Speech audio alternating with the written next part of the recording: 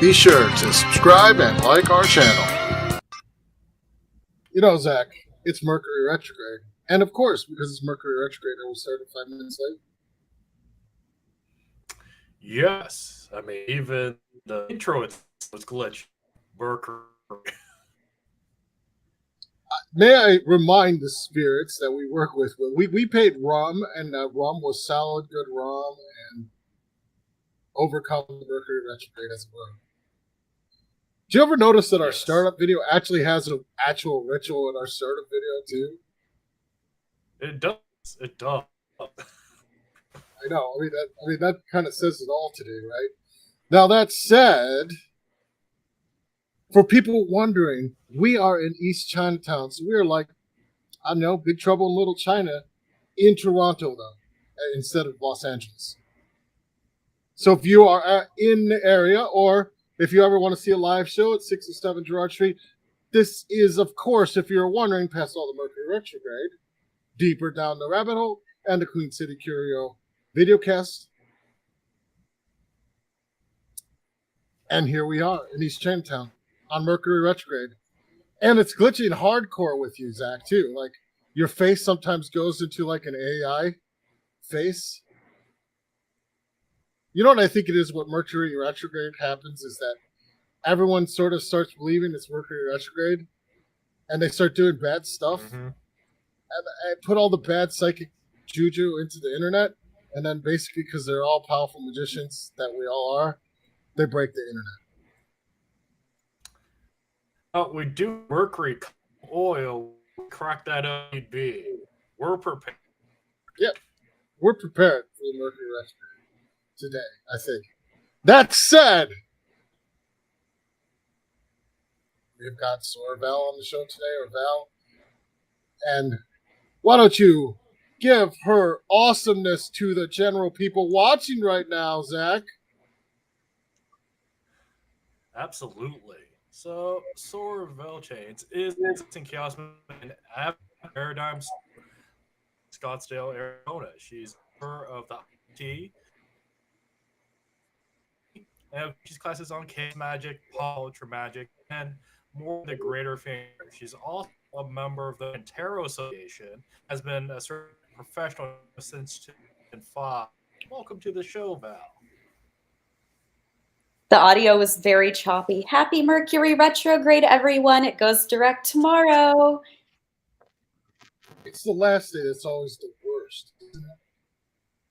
I know. I have to blame the bad things happening in my life on me. I can't blame it on the planets, well, Mercury anymore tomorrow. I'm so sad. I know. Like, you will have to find a different scapegoat. I mean, there's always Satan. He's a traditionally good scapegoat. Although, you know, like, he's a friend, so we should maybe not do that. But yeah, there's a little bit of glitchiness today in kind of the internet altogether. Which we'll clean that up, so don't worry about that. We'll clean it up, everyone watching. And so, as a chaos magician, why did you start with a book on elemental magic? Well, the elements have always been very near and dear to me throughout my life. You do chaos magic, so I'm sure you've had that feeling where whenever you're paradigm surfing and looking at different paradigms, whenever you see the same theme pop up, like in this case, it was the elements for me, you get really, really excited. So I wanted to go beyond kind of how I wanted to kind of grow my personal practice and go beyond what I was originally doing. My magical background, I grew up doing like Solomonic magic and ceremonial type stuff. And then I got into chaos magic, and growing up, I just happened to have like a lot of friends that were from either India or China, and they have their own kind of spin on the elements.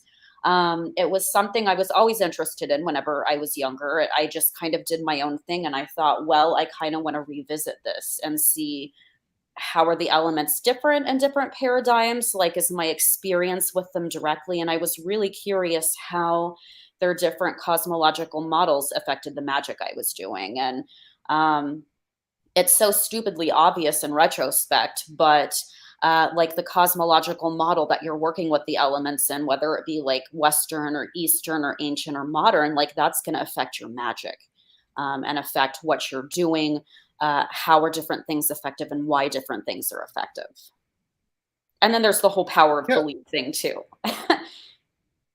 Well, well, all of that's true. Like certainly, like if you're in different paradigms, even if you're going from paradigms that have the same elements, like ceremonial magic and the Vedic system or like Hinduism, they aren't the same. Like the underlying, some of the symbol sets are different, or some of the vibes are different. I mean, let alone when we go into a system that has different base elements, like the Chinese system, where we don't even have the same sort of mentality around the elements. Yeah, the paradigm that changes the raw paradigm a lot. Oh, absolutely. I In adore ways. working. Oh, sorry. Go ahead. Go ahead. Great. I totally loved working with the Chinese elements. So for the people that are listening that might not be familiar with the Wu Jing, so they are not these solid archetypal kind of forces we have with the Western elements. They aren't the building blocks of matter. They're more different movements or tendencies of energy. And there's a lot of really cool things you can do with them that you can't as easily do, I think, with the Western elements. Yeah, I think when we're teaching Qigong here at the center, we kind of stress the fact that those are actions and or verbs, and the Western elements are nouns. Like they're states or nouns, Yeah, they which have makes a big difference. yeah, I'd say the Western elements have distinct qualities. So if you read way back into like Aristotle and things, he says, for example, water is cold and wet, and like earth is dry and cold, things like that. And with the Wu Jing, it's more these movements or tendencies of energy. It's the way that the energy is going and not necessarily, again, these like building blocks of matter. They just, I want to say it's more kind of abstract, but I mean, in magic, kind of, I think everything is more or less abstract to a degree. The Western elements, I think, less so than, say, the Eastern or even the Hindu elements. Mm-hmm. Yeah, like that abstraction. I always associate with, like I said, with the Chinese elements. I always associate them as a verb. They're something that is done. Whereas always with the Western elements, I always thought that was a state. Like this is like a description of something, you know. But like I always get the Chinese elements are something you do, or something that is being done right now. Right now, one of the things is that you mentioned in the book, and you kind of go into the Platonic different elements like we're talking about. But one of the things that you recommend people do real initially is summon the elemental kings. So what was it like when you first did your first elemental king summon? How'd it go? What happened? My very, very first.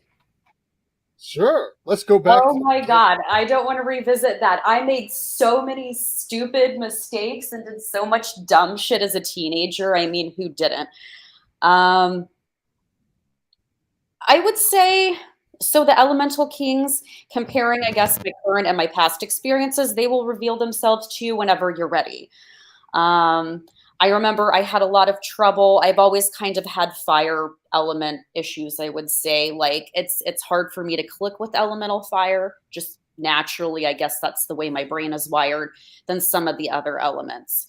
And different people might find certain elements really challenging. There's nothing wrong with you. You're not a freak. It's just people are wired different ways, and that kind of fits in with if you go back to like Aristotle, and then later whenever you think of like what is it, Galen and Hippocrates and all that. So your body is composed of a unique mixture of elements. So certain things are going to be more difficult for you. Certain things are going to be more easy for you. Your balance, your state of health, because you are composed of a unique constitution, is going to be way, way different than, say, your friends or even like one of your relatives. But anywho, yeah, back to my fire element experience. My house smelled like sulfur for 3 days. It was really, really awkward to explain. It was me and my cousin. My cousin and I grew up doing magic together. And yeah, we've done our fair share of stupid things, but it's a miracle we did not burn the barn down. First ritual out of the Elemental King ritual out of the gate. Sulfur. Nice. Hardcore. Yeah, well, for the book, and then whenever I got older, I worked in kind of the reverse cosmological order. I always recommend everybody start with Earth. That's kind of the foundational element, and pretty much every paradigm I can think of that has some sort of elements or representation of them. And so, if people are not familiar with kind of the Hermetic model of the elements, so Earth is the most dense, and then water is the second most dense, and then you go up to air and then fire. It's just easier, and for most people, it's more effective and works better if you establish that solid foundation with earth, and then you move on to water, and then you can do air and then fire. You can mix it up. I mean, if you want, I'm not going to tell people, oh, you must absolutely do it this way. But where was I going with this? Damn it, Mercury retrograde. I think you were going to tell people how exactly to do it. No, I'm just kidding. Yes, I was going to tell them exactly what they must do. But it's interesting too, because like for those who like, if you get the book, the Elemental Magic book, there's a lot more sort of traditional. I would say traditional chaos magic, but that sounds like I don't know, bad way to put it, because there's probably no such thing as traditional chaos magic. I But say there is like old school chaos magic. Yeah, there's old school chaos magic, like Iranian barbarian. Old school. Yeah. Which is, it's not old school. People still use it. Thank you very much, Zach.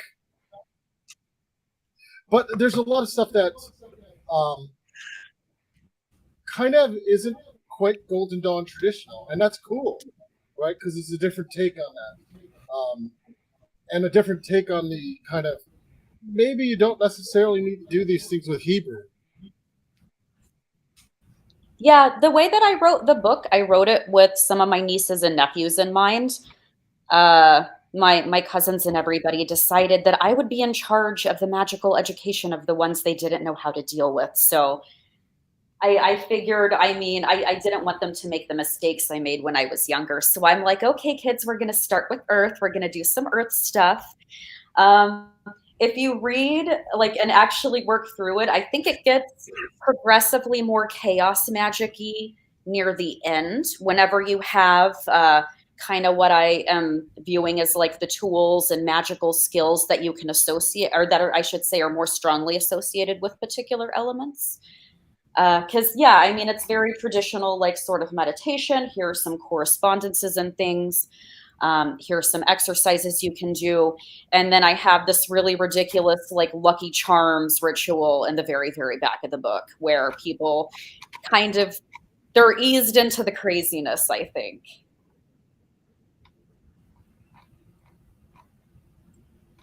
I mean, even kind of in the elemental cause, there's sort of enough to, if people got tired of all the books, particularly working just with Hebrew aspects, this book is a great one, because it kind of shows you elemental banishings from a not necessarily Hebrew basics. Like, you can use different kind of sets of terms, and that's kind of cool, because that's something a lot of people don't necessarily see. Like, everything that's usually out there is all hermetic Hebrew type of evocations.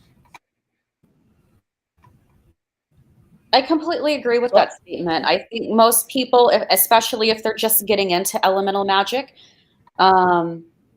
pretty much it's the Golden Dawn stuff, not necessarily the pre-schism Golden Dawn, but like like Isis Urania temple, like Stella Matutina, things like that, they'll be exposed to that. And people get so bogged down with correspondences and things. And I mean, it's all very, very useful.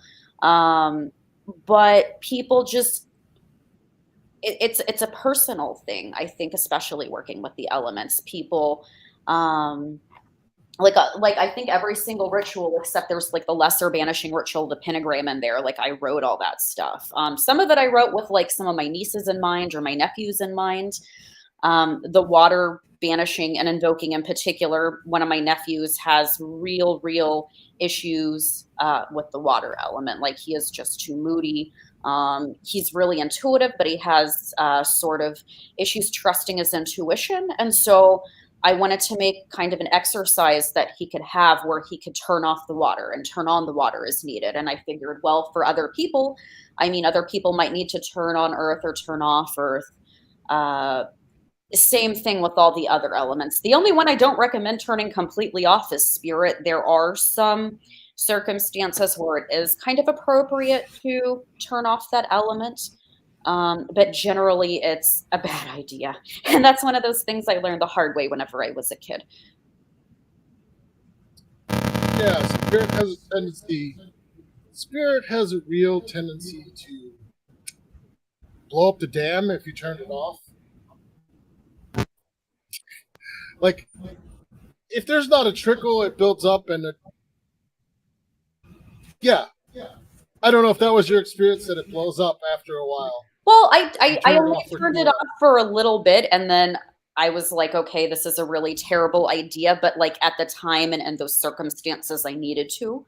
And like some of my nieces and nephews, like not for even a day, but just like if they were interacting with certain people that were not very good for them, or if they needed to kind of go into like a monastic mode for say half a day or something, it's like they just need to disconnect from everything. I kind of explained it to my nephew as like, okay, it's the magical equivalent of like shutting your phone off for like half a day. Like tell everybody you're going to do it, and then you have to remember to turn your phone back on. Otherwise, really terrible stuff could happen, or you might miss important messages. So he was really young at the time. So that's why, yeah, I was explaining it to him that way as well. If people are like, why is she saying that? Oh, no. I mean, the thing is, it's like, I don't think I would. Zach can speak for himself, but I would never personally criticize someone for temporarily taking a break or turning off the spirit element, especially if you're you're doing heavy magical work and you can't separate out what's sort of ritual, mind space, and day-to-day mind space. Maybe you need a couple days to sort it out with a certain level of clarity that, okay, what is actually real again. Shutting off spirit's a great way to actually achieve that. So I wouldn't criticize that at all. Like, it totally makes sense, especially if you're trying to segue between periods of really heavy magical work, or real heavy magical or spiritual work, for like you're coming back from a retreat or something like that. For like all you did was meditate or do ritual magic for 7 days. Maybe it's good to turn it off for a day or so just to get reframed back into reality. So for sure. I wouldn't criticize that at all. Yeah, I wouldn't. Soror, I wouldn't criticize that. I think that's a fair thing to do. Like, yeah, and everybody's different. Yeah, some people need more of like downtime, or not even like shutting off spirit. I would say toning it down would be a better way to say it. Where you are not as connected with everything else, you can kind of retreat into yourself. I mean, it's like you'll always have spirit. It's in everything. It's like if the elements were, I guess, an engine or something, the spirit would be the gears, and like the force causing the engine to run, it would be like the lubrication, like allowing the gears to kind of work together. And yeah, I mean, there's nothing wrong with taking a break. Some people just are wired to need a break more than other people. Some people just need more downtime, like not only with magic, but I think life in general. Like some people need more alone time than other people. So I kind of view it like that, personally anyway. So you told us kind of what your least favorite elemental king is, or so what would your most favorite elemental king Element. be? Well, I wouldn't say that I dislike any of them. I always had trouble connecting with elemental fire. And what's interesting is in other paradigms, I had issues with fire as well, like in the Wujing and in the Hindu elements. I've always connected with earth. Like that's always been my go-to element. I don't know how to explain it. It just like that's the element that's always clicked with me. And what's amazing is I think somewhere in the book I talk about like, oh, there is no best element and there is no best temperament. And I got so much hate for that. I'm like, no, there isn't because everybody's different. If everybody was the same, that would be so boring. Hold on a second. You actually got hate mail from saying that no element was better than one another? Right. I'm like, what? Yeah, that was about my reaction. Like, no, the sanguine temperament is better than the melancholic, and ooh, the choleric is worse than, say, I don't know, whatever else, phlegmatic. I'm like, how can you? That's like saying you're a bad person because your favorite color is green. Like, give me a break. Right. The way that you're wired, it's like your, what? Yeah. Right. I mean, your whole person, from an elemental point of view, your whole personality is tied to the balance of those elements, and your health is too. And what's interesting, yeah, and I'm flabbergasted actually that you got hit with that, like, because literally, like that's like saying that's almost like, I don't want to say that's almost sounds like introvert hating, but it does. Like, oh sure, this fiery personality is the best way to do it, but your introverted, moody poet personality, man, that's totally bad. Really?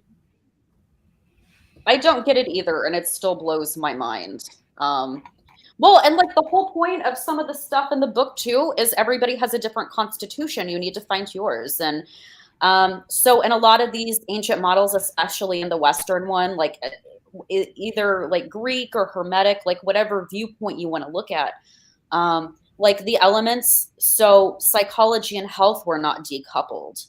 So any sorts of health things and any sorts of psychological things, like in these old models, it was due to some sort of elemental imbalance. And even in Chinese medicine, I mean, they have to look at sort of like, for example, if something is wrong with your liver, then they need to see, well, what element is that connected to, or what Wujing phase? And then what can you do to like fortify it if it needs fortifying? And what can you do to kind of dampen down like the effects of it if it needs it?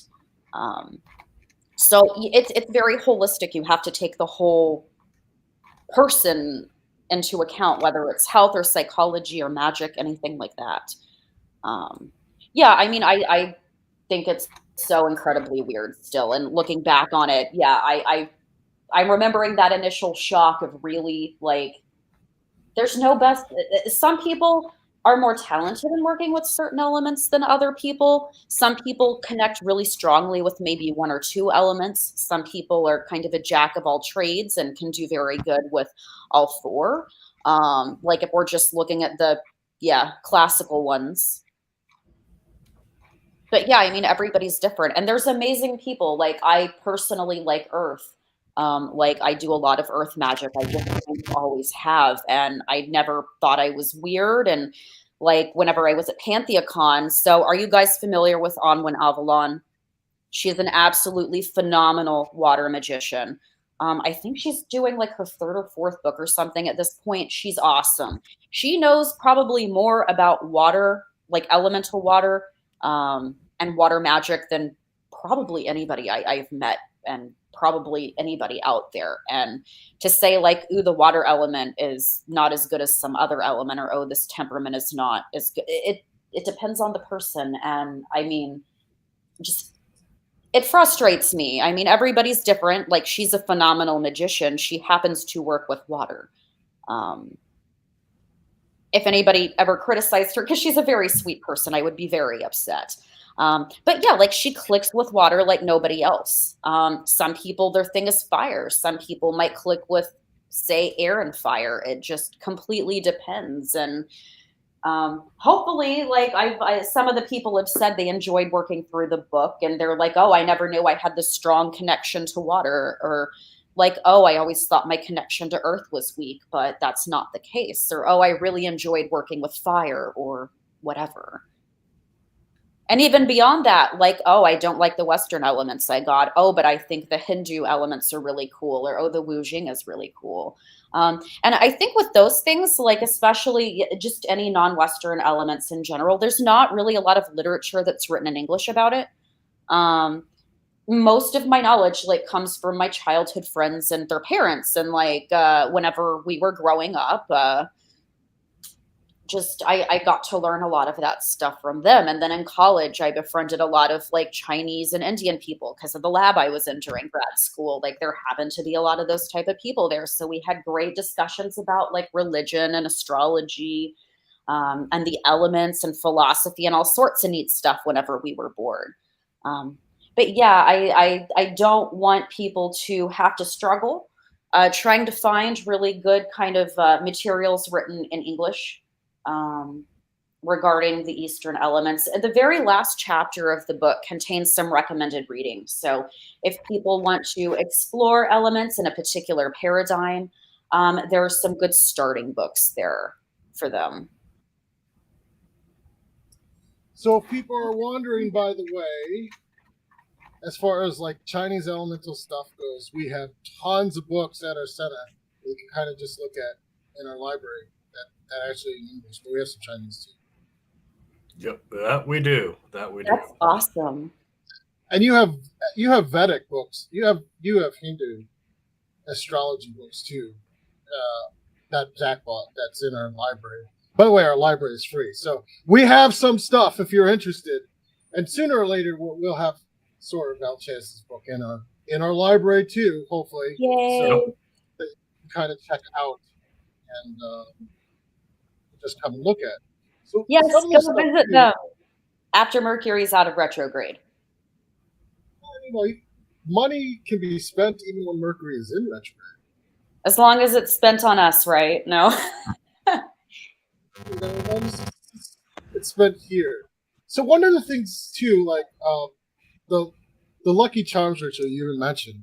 So how did that get received in the context of an energy in an elemental magic? So I am the stereotype of my sun sign. I am a Taurus, and I have this weird obsession with food because it's awesome. And so the original Lucky Charms marshmallows correspond to the 4 Aristotelian elements. And what's really funny, my oldest nephew finds the weirdest stuff on the internet, and he's like, oh my God, like Aunt Vel, you've got to totally look at the Lucky Charms official Tumblr page and website. And I'm like, okay. And so they have this whole kind of Lucky Charms cereal paradigm. And so each marshmallow is supposed to give leprechauns a unique power. And so like the marshmallows themselves, I know I'm serious. So each marshmallow roughly corresponds with an Aristotelian element. And each marshmallow also corresponds to a power in this quote unquote Lucky Charms paradigm that's roughly consistent with that element. I see your face. You're like, oh my God, this is amazing. Yeah, it's a lot of fun doing pop culture stuff, I think. And so, well, I basically wanted to make charms for like my friends and my nephews and some other people I do magic with. The thing though is, so I don't want to give it away, but there is a very weird component to the ritual, because in the Lucky Charms paradigm, they say that only the leprechauns can use the charms. Yes, so there is a way around that is in there to force the leprechaun to enchant the charms for you. Let's get fantastic with these leprechauns right now. Like, you're gonna do this or you're gonna get it, Lep. I got your treasure right here. I don't think I don't think that's exactly the way it was done. It was me making a humorous take on it. Although if it is like that, I'll be like funny when I fully. I skimmed it, but like if that's what it is, I'll be like, this is awesome. I might as well give it away. So there's a person. This is a multi-person ritual. You need a person out of like the many other people doing the ritual. You need a person to invoke who we call quote unquote General Mills, because General Mills is the company that owns Lucky Charms and a bunch of other cereals. So this person, like this volunteer, and like before the rituals got in the book, they've been tweaked. They've done multiple times. These are like the versions I'm happy with that got the best results, if anybody's wondering. But anywho, so somebody invokes General Mills. Somebody also, another volunteer is going to invoke Lucky the Leprechaun in a triangle, and then basically General Mills flogs Lucky until he enchants the charms in his own weird little leprechaun way, because the Lucky Charms leprechauns are not like traditional leprechauns. And I never thought we would be talking about leprechauns in a show about elemental magic, but hey, I should expect the unexpected at this point, I guess. Wait. Hold on a second. I will say, why shouldn't we? They're literally in Barden's elemental book. Yeah, for Earth, I think. For isn't it? Earth. Yeah. They're in there in Barden's book. So it's totally okay. But that's not. I'm thinking about like serial leprechauns. Like, woo, they're after me Lucky Charms, not the normal leprechauns people are accustomed to. They behave kind of differently. But just whatever, as long as it works. Commercialization, right?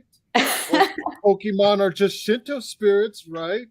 Or another take on a lot of Shinto spirits. So, it's still fair game, right? I always thought of the Pokemon as more like my own little Goetic army, with me being King Solomon. I mean, they are, but many of the original, not the crazy Pokemon of the modern times, which I don't even know where they're going. But many of the original Pokemon directly correspond to Shinto myths. Directly. Like, so they're all little Shinto nature spirits that got encapsulated in Pokemon cards. That is amazing. From the anime perspective, the closest thing to a Goetic Solomon piece is probably Yu-Gi-Oh!, where you put them in the cards literally. I am not familiar with that show, but my oldest nephew has this like unhealthy obsession with it. I might know why now. Thank you. You're welcome. Glad we can help. Our knowledge of anime and pop magic is quite intense. Okay, so we get nerd points, I think, from everyone watching points, right but now. Let's get back to the ritual goods. All right. Really, my nephew, if you happen to be listening, make sure Gabby does not do any Goetia without adult supervision. I mean it this time. Okay, carry on. Seriously, that should just be a rule. I mean, I had to tell my 10-year-old stepdaughter, who's now 16, listen, you can't summon Payman without me around. No. There needs to be an adult that knows what they're doing present. They're until they're like 18 or until they're magically mature enough, which they're always going to be my nieces and nephews, and I'm that aunt that's super obnoxious and overprotective. Actually, that's pretty cool, because one of the themes of everything so far that we're hearing, that I heard when we're talking about this, is that a lot of these rituals have been tested by kids, which is super awesome, actually. It is. Like, I know adults might. A lot of the Chinese stuff I did with my nephew. There you go. That's super awesome. I mean, like, I know some adults might fault us for saying that that's super awesome, but if you can get a kid who can't pay attention, who has no attention span, to do something, it means whatever you are teaching them is right, because it's good, because they can get it to work with a low attention span, and that means it's totally awesome. So everything being tested is kind of on kids is even doubly awesome, right? Like, because adults will sort of be able to focus better. Well, right, and I'm really impressed on the point that you did the testing with the Chinese one, because that's like what you're showing in that ritual with the Chinese movements. That's a straight up Taoist ritual, right? By textual standards. So I mean, you getting them to actually participate and pay attention on that, that's a good job.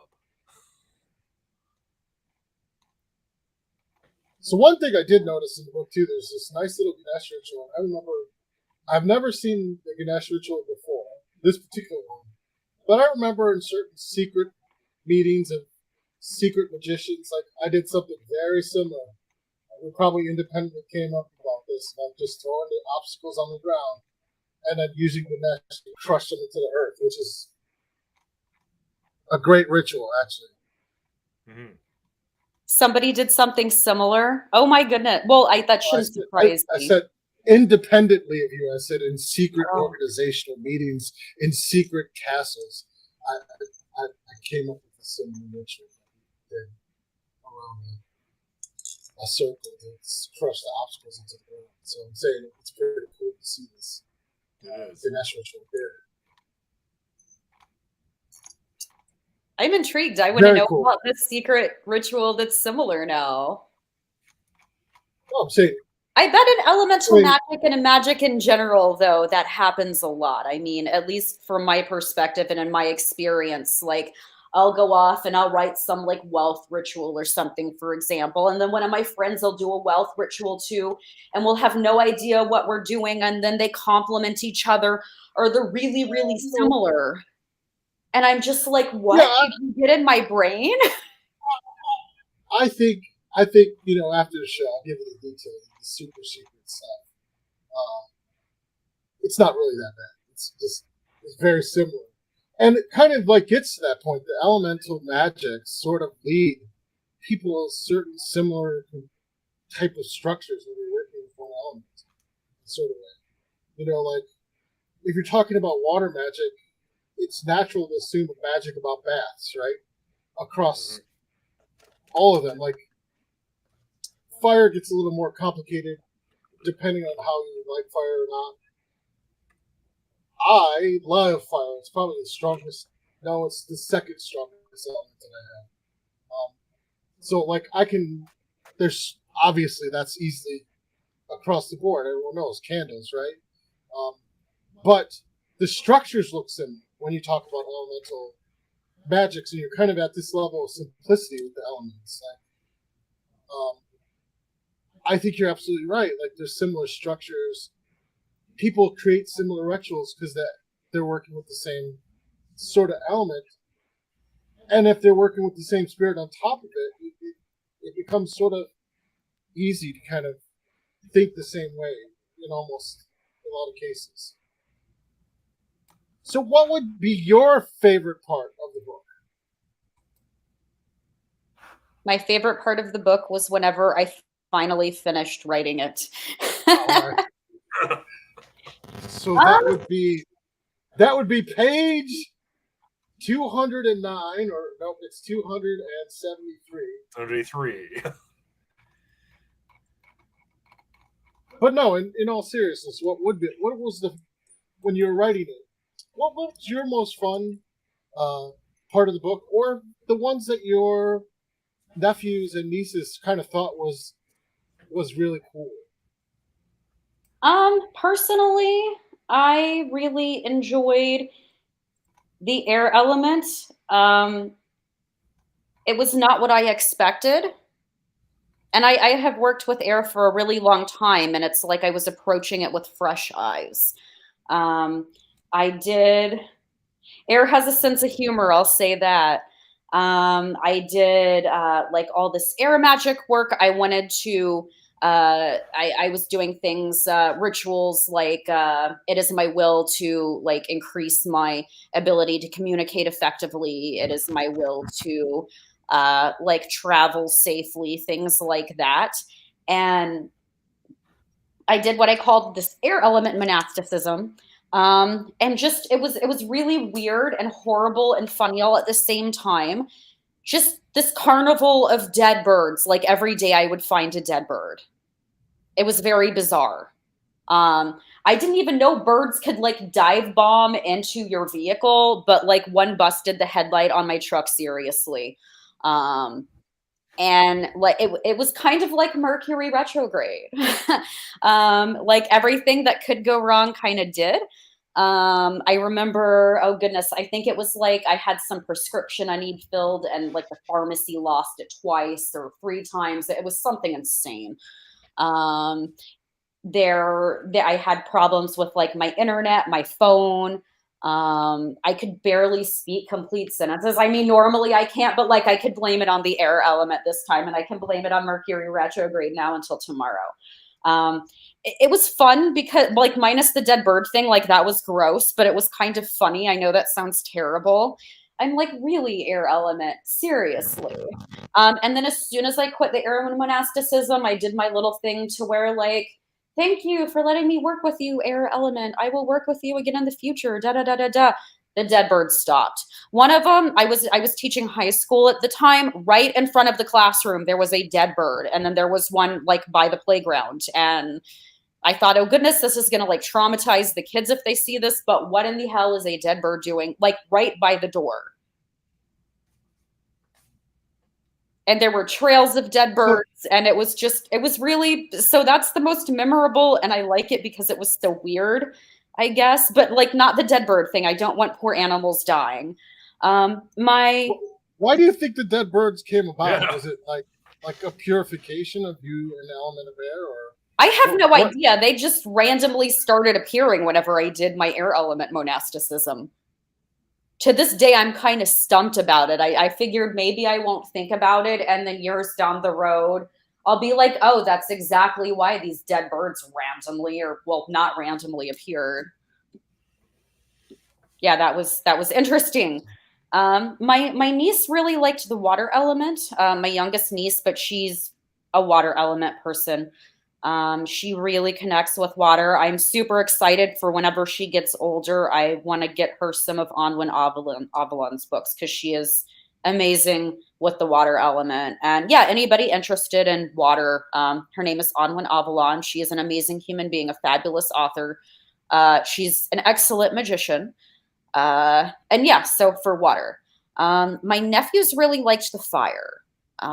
For some reason, like most of my nephews, especially my oldest nephew.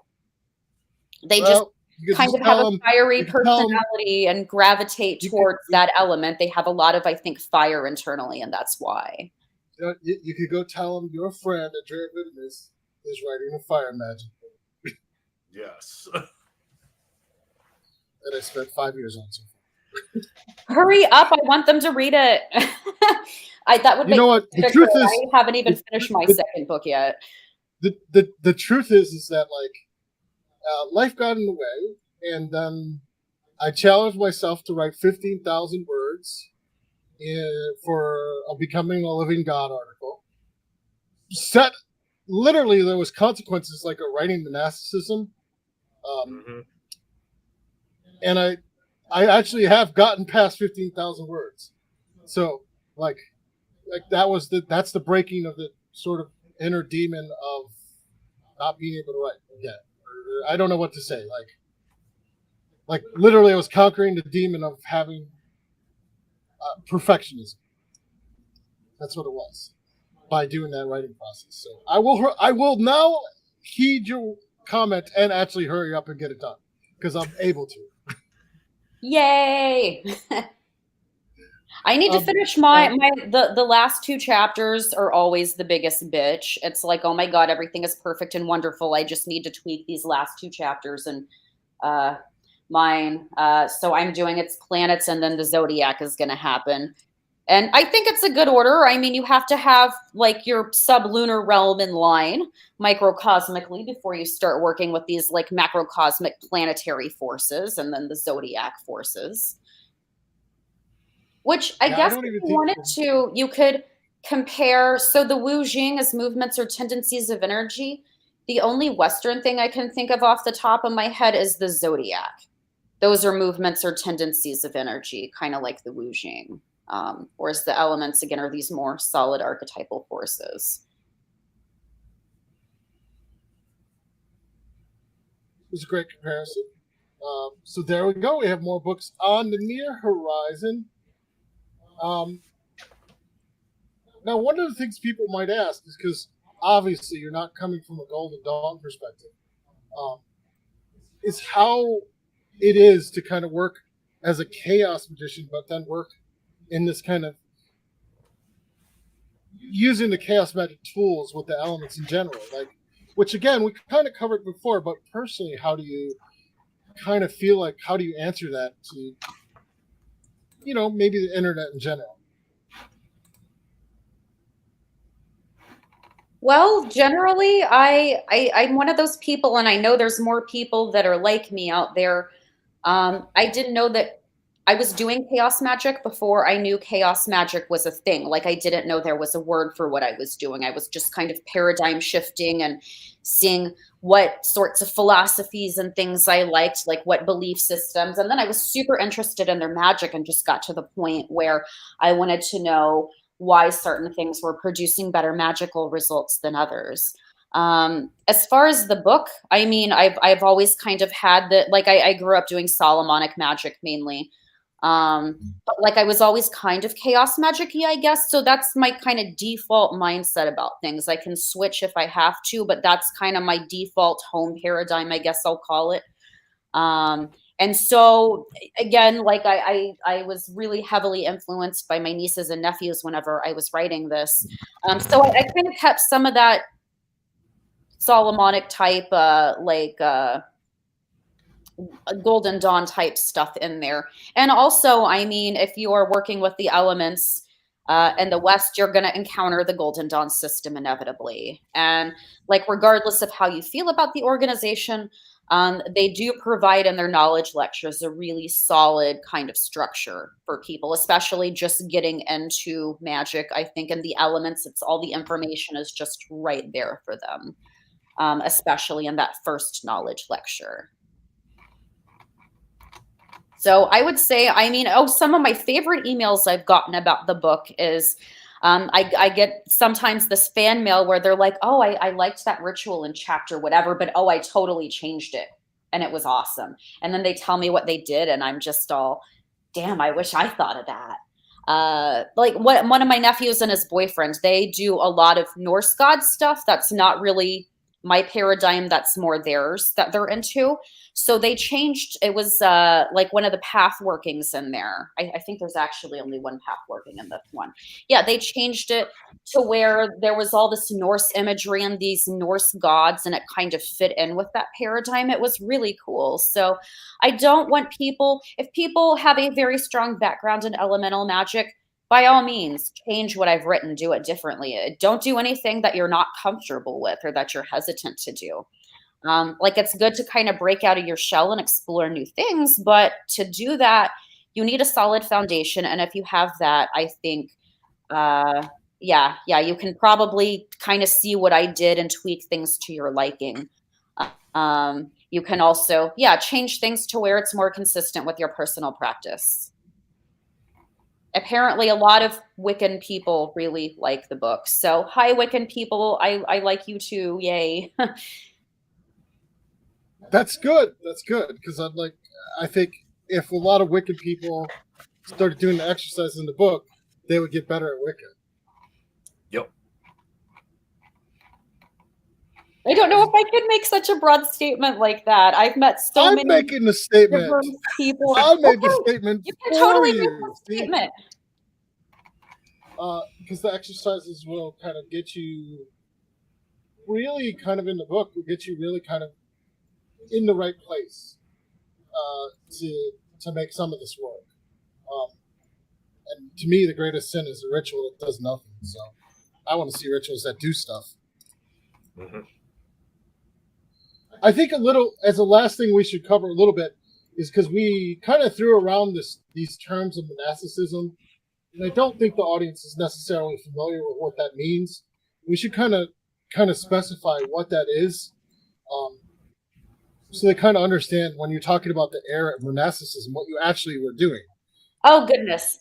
Yeah, so each element I developed a kind of elemental, I call it a monasticism force. So it was inspired by Peter J. Carroll's lesser and greater observances and the extreme observances during his chaos monasticism. So what you're doing whenever you do a monasticism is you are dedicating your time and energy. You are declaring to the universe that it is my will to work with, say, chaos magic energy, or like in the case of the book, elemental earth or elemental air or whatever have you, for a specified period of time. And to connect with and honor this element, you're going to do specific actions. So there's like a thing you do at the beginning to formally begin your monasticism, and then there's a little thing you do to officially end it. And then, yeah, if you have dead birds, they will stop after you end the air one. I hope that happens to nobody else. That was, again, very gross, but funny. You have a story, so experience. I think if I had that many dead birds show around me, I'm pretty sure I would consider that a weird sign, and I would probably try to collect their feet because that's how I roll. I know that's weird. And I would probably make a talisman out of all the feet I collected. Well, I would have if I could have, but especially the ones at the school, I was just like, oh my goodness, I have to like get rid of this before the kids get here. Nothing is, yeah, more awkward than like a science teacher having to explain why there is a trail of dead birds from her car to the entrance of the lab. Yep, I would just get a trash bag, cut the legs off, throw them away, put the rest in my car, walk away, done. That's how we do it, ninja magic, right?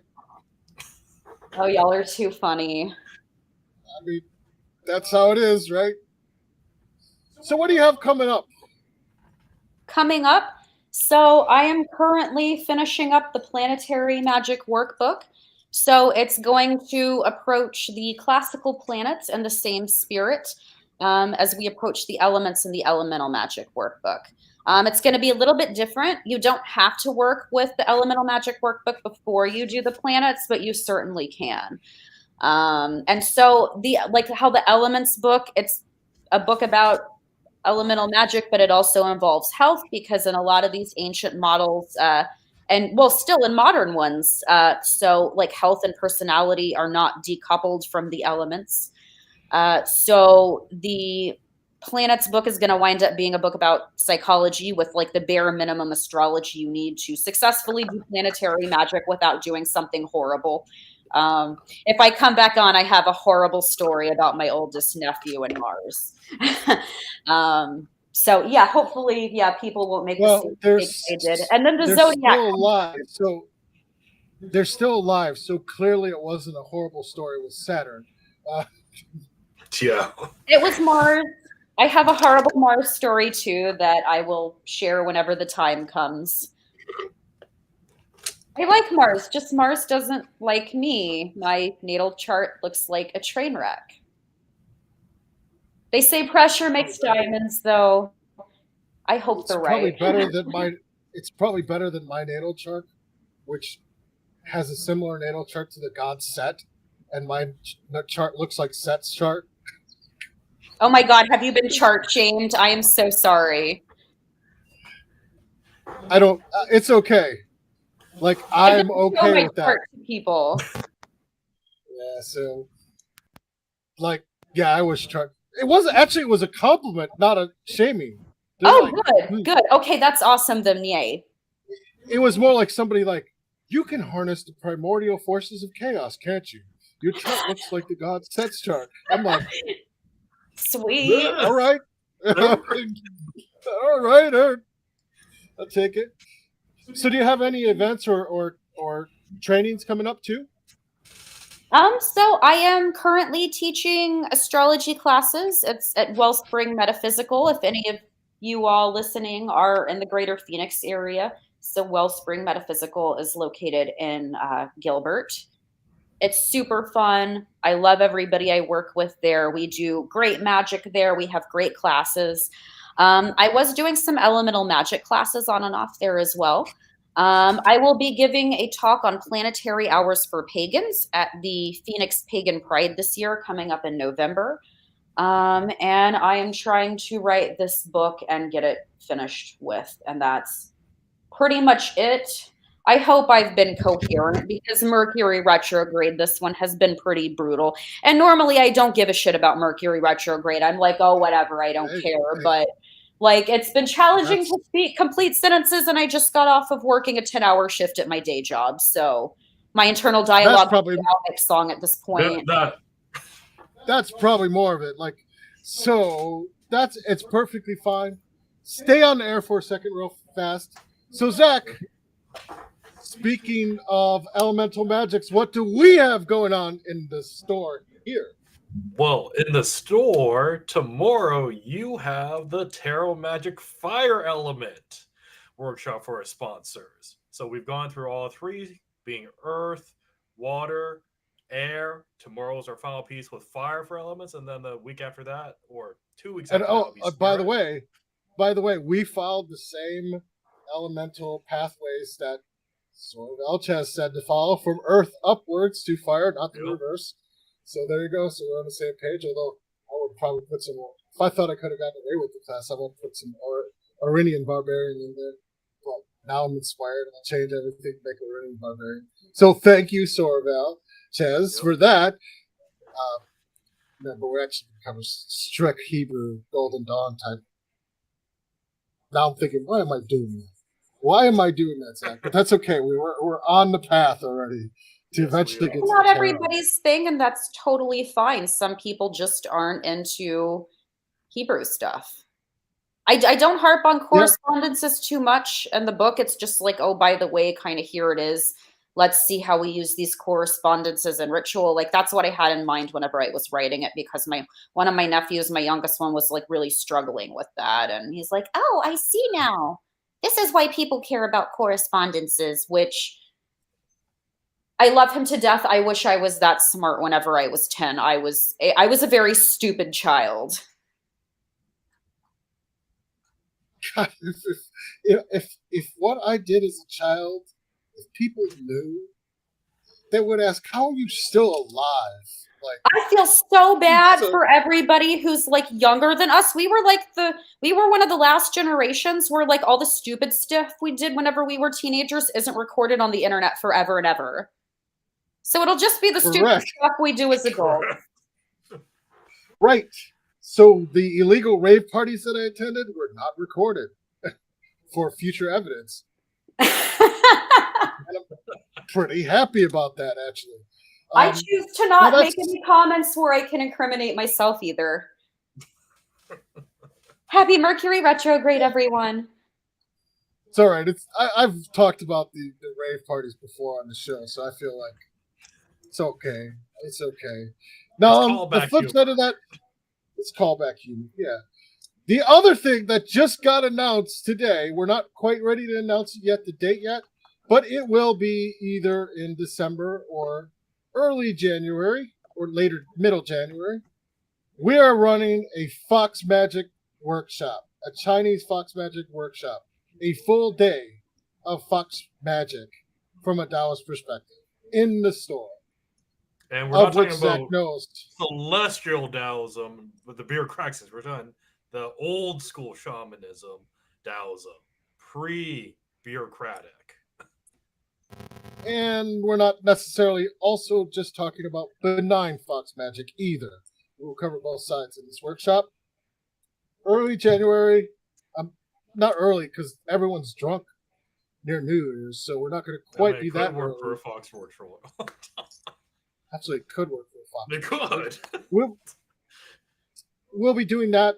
Like, if you come to our website, you can become a sponsor of the kind of store. We have over 1,000 occult books here that we let the public take out at any time if you are a sponsor. And if you're not a sponsor, as long as you kind of respect the current COVID guidelines that we have in place with the store, you could sit here and read the books. So you could just come to the store and read any of the 1,000 books we have, and that's totally okay. Every time we get people on the show, we try to get their book in our library so you can take a look at it and go from there. Like, so we try to like have 1,000. We'll probably be, getting up to 2,000 as the show keeps rolling.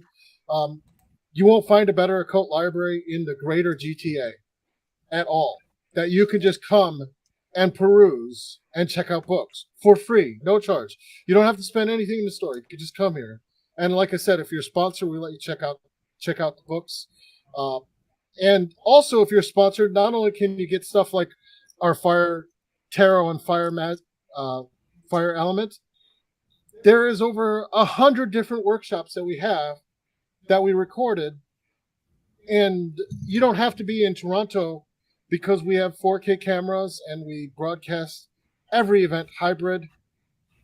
So even if you're out there and you enjoyed the talk today and you thought, hey, this is great.